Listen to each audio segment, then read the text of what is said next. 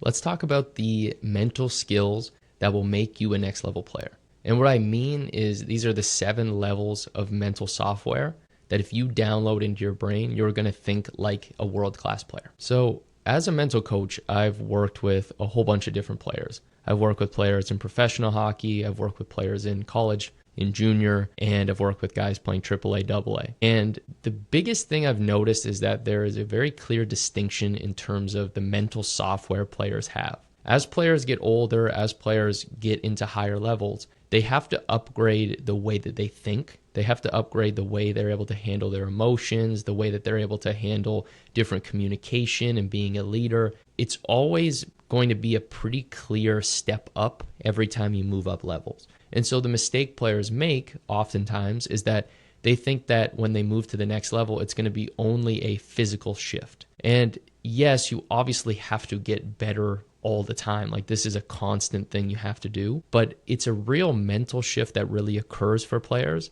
where if the shift actually happens, then they're able to effectively move up levels.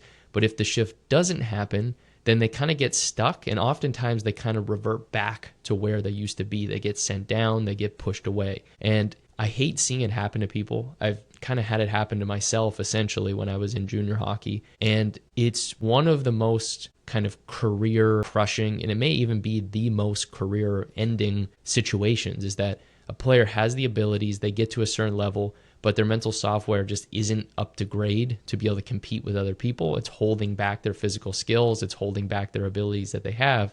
And so they're screwed. But if you are a player who's going to move up levels, or you're even struggling at your current level and you know you have the abilities, this is something you can learn. It is possible to actually upgrade your mental software. And anybody who tells you you can't, like, screw them. You know, we can use whatever words. I try not to swear on this too much, but you know, it comes down to the fact that you can upgrade the mental software. You can upgrade the way that you think. You can upgrade the way that you feel. This is a very clearly shown in science concept. In science, you can very clearly see there's tons of studies that show that you can change habits, you can change emotional patterns, and you can actually change the actual wiring in your brain, the connections in your brain, what fires in your brain. You can change these things, and you can change the way that they habitually fire. It's not a debate anymore. And if you upgrade your mental software, you can actually make this transition to the next level with ease. It is possible. But I'm not saying it's easy in terms of it doesn't require work. I'm saying that you're able to handle the difficulty, you're able to do the things that are difficult, and it feels like it's easy in the sense of like a workout you know how to do. When you do a workout and you push yourself in the gym, it may be extremely painful, it may be hard to do, you may want to stop, but you know how to handle it so you can do it confidently and you can push through. But a lot of times when you move up levels, you face new challenges in your life, it's difficult to handle because you haven't really developed the mental software. You don't know what to do. You don't have the skill set to be able to handle these challenges effectively in your mind, thus be able to handle them in the world. Because at the end of the day, when people say that the mental game is its own thing separate from the body and separate from like kind of the world, it's complete bullshit. And what I mean by that is that anything you do in your hockey career, it's going to be connected through your mind. It's always perceived through your senses. It goes into your brain and then it goes out and you act. So there is always going to be things going up into your brain and going out, and it's your automatic subconscious software that's doing that work. It's the thing that's actually, well, not necessarily doing the work, but it's doing the processing, right? Just like when you click a button to play music on a phone, what's really happening is that you press the button and that signal goes into the software. The software then says, okay, here's what you did, and then it's going to send a signal out to the hardware, to the speakers, to play the music. That's what's happening. And so the idea that everything we do in hockey isn't mental is absolutely ridiculous. It's all mental from the point of everything is going through the mind. And so what I want you to do now is imagine going into next season. Let's assume you're moving up levels, but even if you're moving into the same level, but let's just imagine how confident you could feel. Imagine players around you struggling to make the shift, struggling to handle the difficulties, not being able to deal with adversity, and you are able to do it effortlessly. You're just the guy who's able to show up consistently every day with high energy, with focus, with confidence, and everybody's wondering how you're doing it.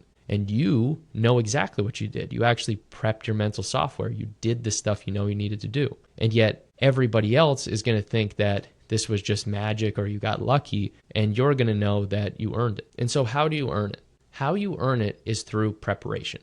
And now I know you've heard this concept a million times. You've probably heard people say, preparing or failing to prepare is preparing to fail. And it's a great quote. My dad used to love that quote, and I also love that quote. But what does it really mean to be prepared? I feel like it's a concept you hear, but it's not something that's clear. So the dictionary definition of preparation is the action or process of making ready or being made ready for use or consideration. Now, what does it mean to actually be ready? Okay, let's actually dig in a little bit to this. I know it gets a little granular, but stick with me here. So when we think of getting ready for most things outside of hockey, getting ready typically means that we study a bunch of information and we try to think about that information a lot. We try to retain that information. Take an English test, for example.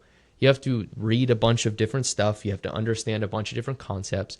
And then you get to the test and you have to recall those concepts and think about them and then think through it and write down whether it's like an essay or answering questions. But in hockey, it goes beyond just intellectually understanding something.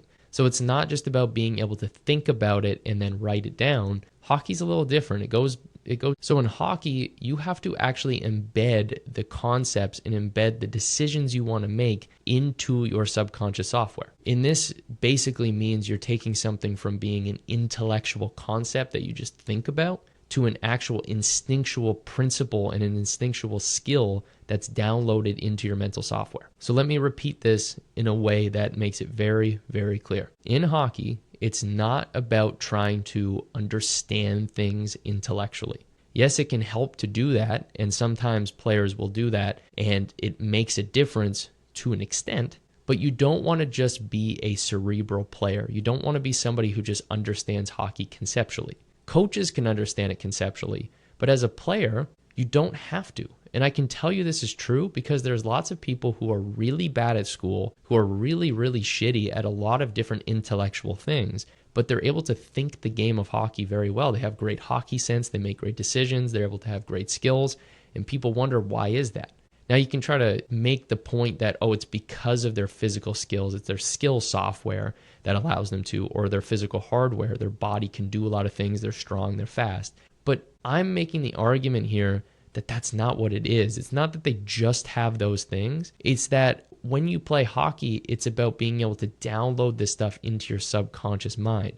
So just being smart intellectually doesn't mean that you're going to be able to do the things you want to do on the ice. It's about embedding the skills and the strategies into your subconscious mind so that they are instincts and not just intellectual ideas that you can think about. So it's more than just watching some hockey and saying, that's a cool move, I love that. It's about taking that concept and actually embedding it into your mental software so it's an instinct that comes out automatically in a game without any conscious thought. And so what this really means is that everything is programming you. Every single thing you think about, every single thing that you hear people say, every piece of content you consume, whether it's digital, whether it's books, it's all programming your subconscious software. It's happening very slowly, but it's slowly seeping down into your subconscious software step by step by step by step by step. This is very similar to how every rep you do is building you in a certain direction. So if you're doing high quality training and you're building progressively and getting stronger, faster, more explosive,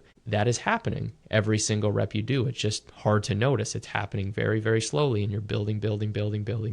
So when it comes to the mental game, we obviously understand the physical game. Everybody knows if you lift weights, you get stronger, you can build up the ability to get faster, all these different things. But when it comes to the mind, what we don't realize is that our mind is constantly being developed through the things around us. Our subconscious mind, you can think of it almost like molding clay, and it's being molded into different shapes by the things around us. Every single time we hear something, we consume something, we think something, it's just molding it just a little more and a little more. So what you want to do is pay attention to what type of information you're consuming fundamentally.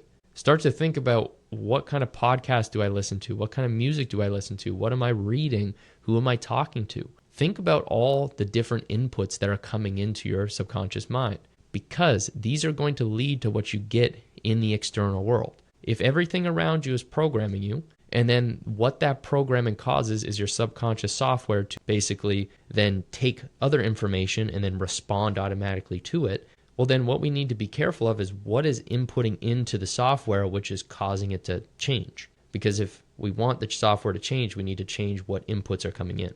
It's pretty straightforward. It's actually not that crazy to think about. And a lot of times we just don't actually think about this. We're not cognitive or cognizant of this. And so when it comes to preparing your mind for the next level, we need to start to become cognizant and aware of what it actually is going to take for you to be the player you want to be this coming year. So what we're going to break down now is go through all 7 levels.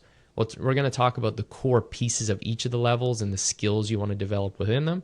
And if you want to go deeper with this stuff, this is what the Next Level Academy, this is what our free training, this is what all the stuff I make like after these free trainings online. So like the podcast, the YouTube videos, that's what all that stuff is. It's taking these things and actually helping you program the things you want to program into your subconscious mind. These are great things to listen to, like this podcast, to get good information in and keep that flow going. But then go deeper with it and actually learn some of the core skills and do the work to take it to the next level. Just like watching workout videos online, yes, it will help you, but go and get a full system and a full program. That's going to make the biggest difference for your body. Same with going and working with a skills coach. But then if you want to work on your mental, go work with a mental coach or somebody who has a system for that. That's what I have, right? So there's my pitch for today. So let's go into the 7 levels. So the first level is focus and attention. So what this really means is that it's being able to direct your attention into an area. That's really what focus is directing your attention. Now there's 3 core places you can direct your attention, and then there's a 4th kind of additional piece to this. So the first one is obviously just basic focus. So can you actually just focus on anything? That's the most important skill you can learn. Can you focus on something? You can learn to do this through basic meditation techniques, breathing techniques, and just focus drills in general. These are all concepts, again, we teach in the free training. Go to identityshifthockey.com if you want to check that stuff out.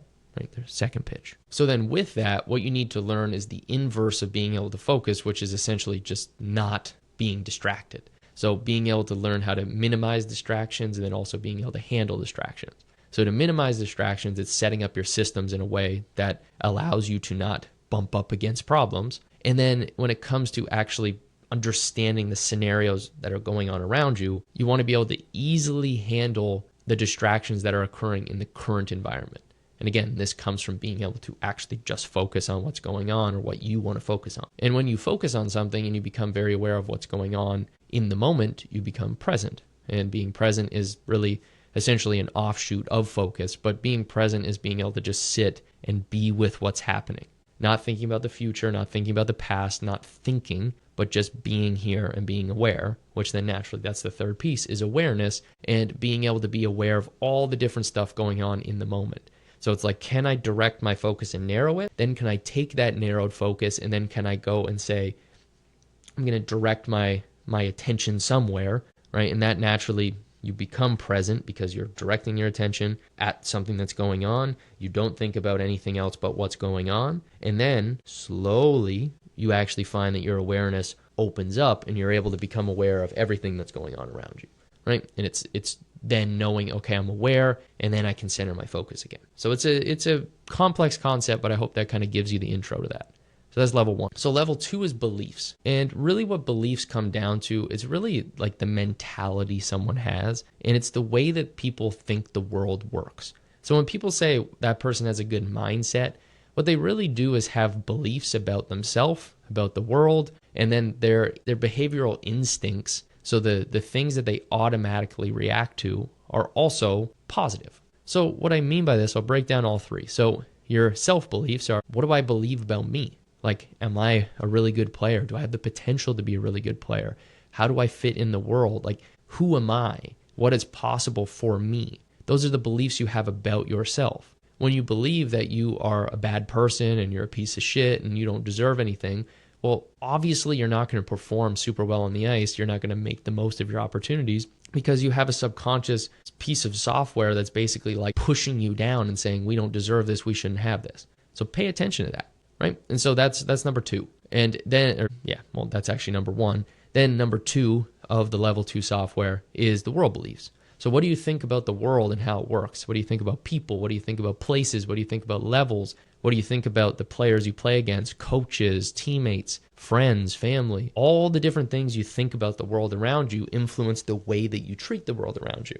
I'll give you a really basic example with coaches and then we'll move on, which for coaches, what you'll notice is that if you think that your coach is trying to screw you over, then you're going to treat him differently. Think if you go and say, okay, now I believe I'm going to just stand behind this. My coach is trying to help me succeed. You change that world belief. And then suddenly you start thinking, man, I'll go talk to him. I'll go ask him questions. I'll smile when I see him. I'll shake his hand or whatever. Suddenly the whole perception changes because you said, well, I'm going to shift and make an honest shift with this belief, pay attention to it. And the only way you're going to really make a long-term shift in a belief is to consciously and intentionally make that adjustment and then pay attention to it and then get that belief reaffirmed by seeing it happen the way you wanted to see it. So if you say, my coach is trying to help me, then look for all the times when he helps you, look for the positive, and then you're going to start to notice, okay, cool, like I'm actually getting the positive here. So that should start to create that cycle for you. And then you have your behavioral instincts.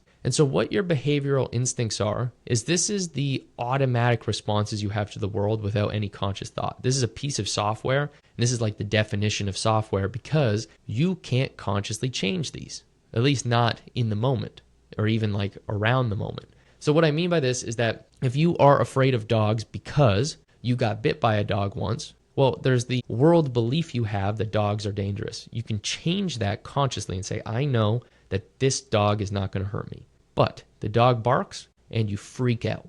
Well, that's because you have a behavioral instinct that's been wired as like a deep-seated belief that you're not just going to get rid of instantaneously. It's an instinctual pattern right now, an instinctual piece of software. So you actually have to go through things like exposure therapy and things like that in order to change it. We're not going to go in depth with that, but again, let me know if you want me to go in depth with any of these concepts because there's obviously a lot we can dig into. And so those are the three things for level 2. So let's go to level 3. So level 3 comes down to emotions, mentality, and then actions. So these are the three it's hard to categorize these into one bucket, but I just said, okay, these three are going to go together so that we can kind of say the way that you feel, the way that you think, the way that you act. And this is more of a momentary situational thing. And so you want to start to think about what are the feelings I instinctually have? What are the behaviors what are the feelings, the thoughts, and the behaviors?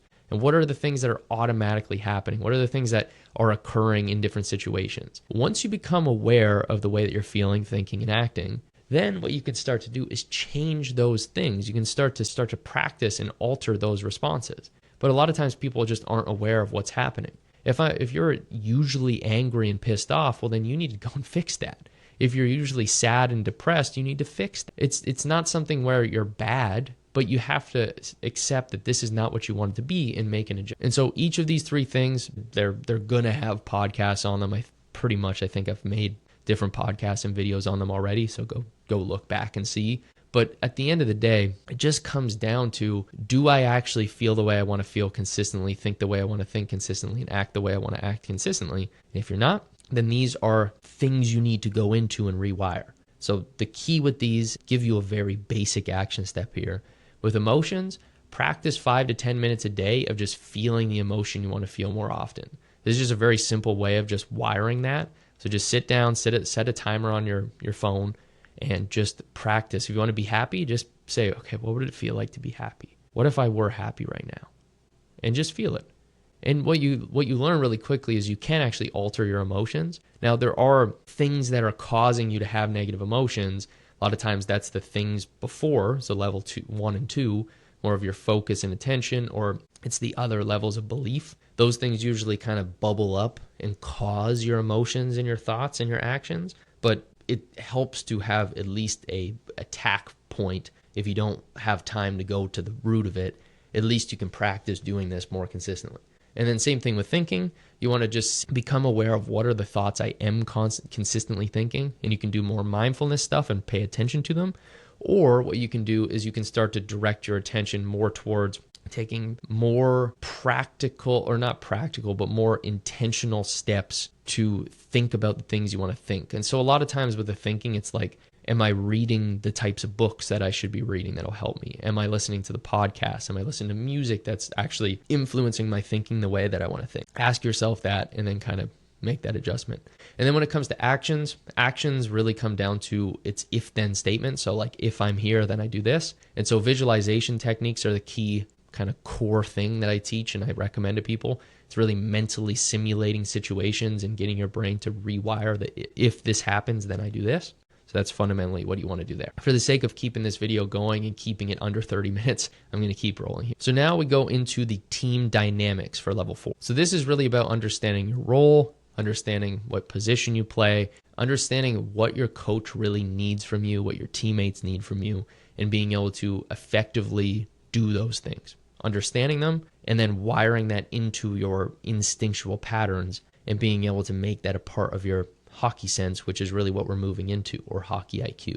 The first kind of half of these, level 1, 2, 3, really come down to more of the psychological side. And then when it moves into 4, 5, 6, and 7, then it gets a lot more into the more hockey IQ, but really it's 1, 2, 3 are psychological, 4, 5, 6 are more hockey IQ, and then 7 is kind of that cherry on top of the communication, the leadership, and that kind of stuff. So again, level 4, understanding what your coach needs. So this is understanding your role. So like, what does my team need me to be a shutdown guy? Do I need to be offensive? Do I need to be defensive? Those are kind of more fundamentally like how a role works. I have whole videos on that, so go check out those. Then you have your archetype or your playing style. If you understand what your archetype is, so offensive forward or offensive defenseman, are you a two-way defenseman? Are you a shutdown forward or a checker forward? Are you a power forward? Are you a shooter sniper? Are you a volume shooter as a defenseman? Once you start to think about this, you get clear on what type of archetype you want to play and how that's going to fit into the role you need to play. And sometimes what you'll notice is that there's a conflict between what your coach needs you to do, like role-wise, and then your archetype. So what you need to do is balance these two things out and make sure they're actually aligned, or they're aligned so that you play the way you want to play. It's very important. It's oftentimes neglected. So pay attention to that. And then you kind of have like the team integration part of it, which is understanding the team systems and then being able to effectively communicate with your coaches, your teammates, and actually play within the team system. Because your team's going to have a structure or a system, and you have to understand what your role is within that system and what you should and shouldn't do, and then get very, very clear on how to act on that. Now we have like actual game trackers. We have an entire system built around influencing the way that you do effectively do this with your hockey season. It's part of a success manual that I just spent a very, very long time building, but that's kind of how that works. So I'll leave it there. Then we get into level 5. So this is kind of the second level of the hockey IQ side of it. So we have player positioning, puck movement, and then player movement. So you have where players are currently on the ice, where the puck is moving and how it's moving around, and then we have where players are moving and where they're going to end up. So you kind of have these like structures that are constantly going on and understanding where the puck is going within that structure. This is a much more complex topic, not something we're going to go in depth with, but it's something to think about and consider how are you working on that. The best thing I'd recommend, just as a simple like basic action step, is just go watch a lot of film. A basic thing to do there, 30 minutes a day of watching film. Just watch as much film as you can. 30 minutes a day is a great baseline. It's going to help you improve understanding the structure, understanding how players move, how the puck moves, and things like the Gretzky project, where you actually follow the puck around the ice, will really help. Level 6, we get into decision making. So this is pattern recognition, anticipation, and then actually making good decisions. So what you want to start to get good at is when you're on the ice, when you're watching film, again, do that 30 minutes a day is a good baseline. Study what patterns are occurring and notice what types of patterns occur in games. You want to train that piece of your mental software or that ability so that you get very good at understanding what's going to happen. What's the pattern? What's occurring here? And then what's going to happen is more the anticipation. So you say, here's the pattern. Well, I see where that pattern's going. Let me anticipate what's going to happen next. I think this is what's going to happen. And then you take that information and then you make a high quality decision. So if this pattern is occurring, I anticipate this is going to happen, then I make this decision very confidently or hesitantly if you need to. I guess it depends. Like sometimes you have to do things with different levels of aggression, which is a whole nother conversation. But a lot of times, if you can make a high quality read on what the pattern is and anticipate it. So for example, let's say like a point play, and you read the puck is coming around the wall to the winger, being able to make an effective read, identifying, okay, I see what's about to happen. Okay, boom, I see I need to step up now. Let me anticipate. I make the decision. I jump up. I make the hit, intercept the play, or jump past the winger and grab the puck, right? That's an example of you read the pattern, anticipate, then make a decision.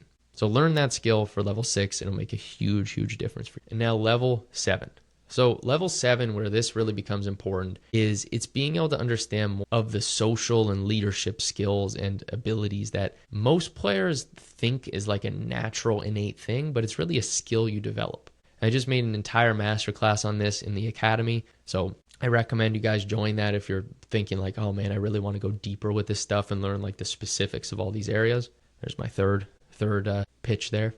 But you have communication skills, you have social skills, and then you have leadership skills. So when it comes to communication skills, this is more the verbal and nonverbal things you do. So what are the tendencies you have when you speak to someone? Do you speak with respect? Do you command the room? Do you speak too aggressively? Do you speak more calmly? Are you too timid? Are you too aggressive, right? Like there's a range. How do you treat different people? Do you speak to your coach the same way you speak to your teammate? Probably not ideal. It also depends on what type of coach you have. It depends on what type of player you're talking to. Understanding how to communicate with people is huge. And then it's also about like, how do you listen, right? That's another part of communication. Like, how do I speak? How do I listen? How do I actually absorb what people are saying? Am I good at listening to my coach? Am I good at listening to my teammates? Do I hear what people around me need? And then am I able to make good decisions to help them? Now, this is very similar for the second piece, which is the social skills. Communication really is like a subset of social skills. But when I say social skills, it's more understanding how do different people on your team operate?